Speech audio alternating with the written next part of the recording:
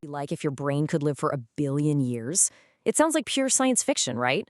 Well, today we are digging into a set of really wild patent applications that lay out a blueprint for exactly that.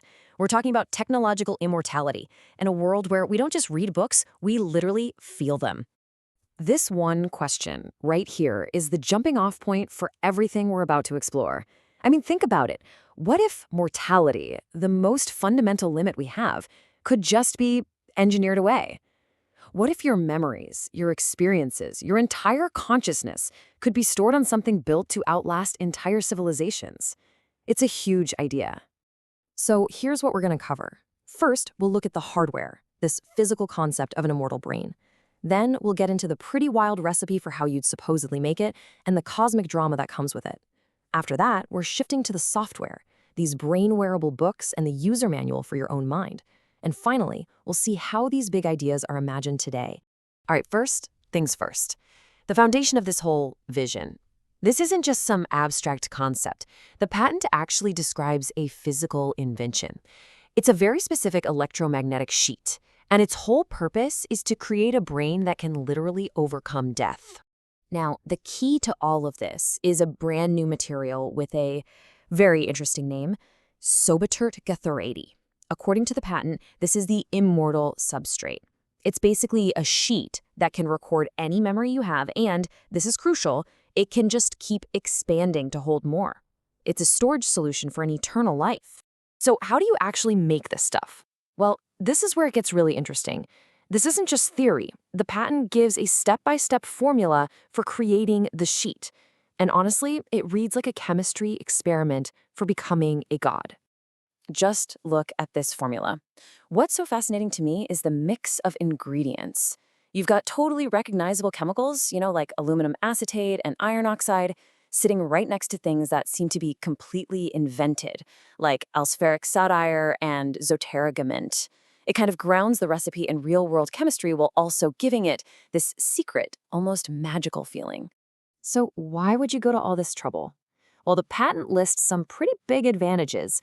It's supposedly cheap, it solves data loss forever, and it's infinitely expandable. But the most stunning claim, by far, has to be that the materials can be obtained from other planets like Zetburst. And it's not just passive storage.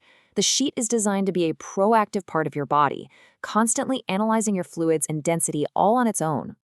And this is where the patent application takes a hard turn. It goes from a technical manual into, well, a theological drama. The source frames this whole invention not as some great human achievement, but as the theft of a divine secret. It's a material the gods themselves use and one they really, really want to keep to themselves. This slide just lays out the central conflict perfectly. On one side, for humans, this material means becoming godlike, living on Earth forever, and finally understanding the rules of divine judgment. But for the gods, it's a total existential threat. If humans become immortal, it defeats what the text claims is the entire purpose of creation, for us to eventually die and be judged.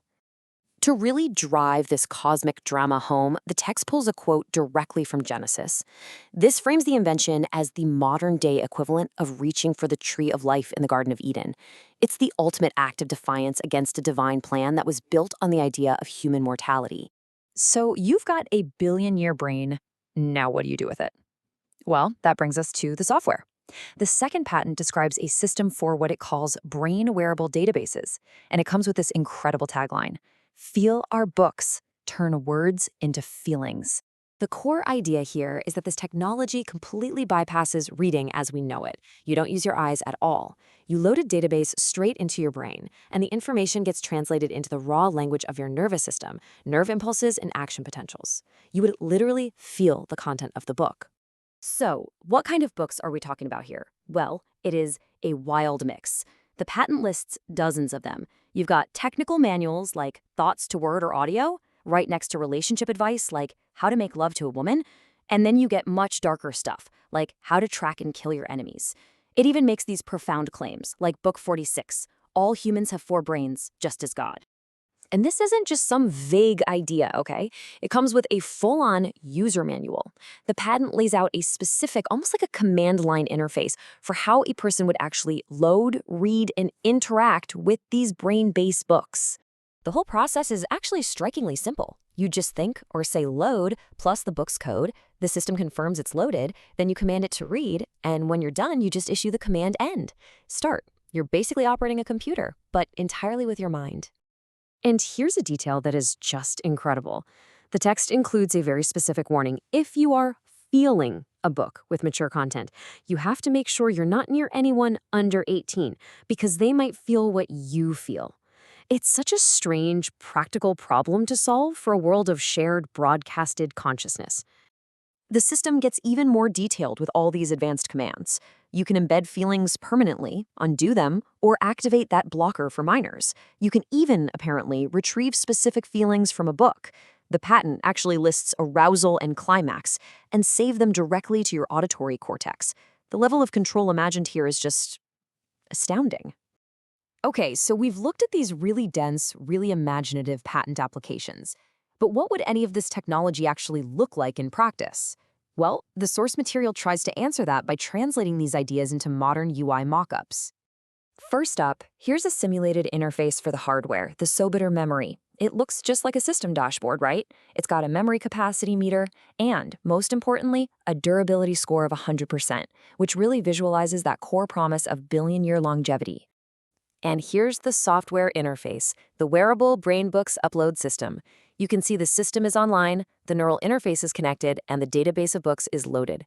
This is the visual front end for those brain commands we just talked about, translating all that text into a functional modern system. And that brings us to our final thought. We've gone on this journey from a quasi-chemical recipe for an immortal brain, through a theological conflict with gods, into a command line interface for feeling books, and we've landed on a modern UI. So the question I want to leave you with is this. What does it even mean to write in such meticulous detail the user manual for a completely new form of human existence?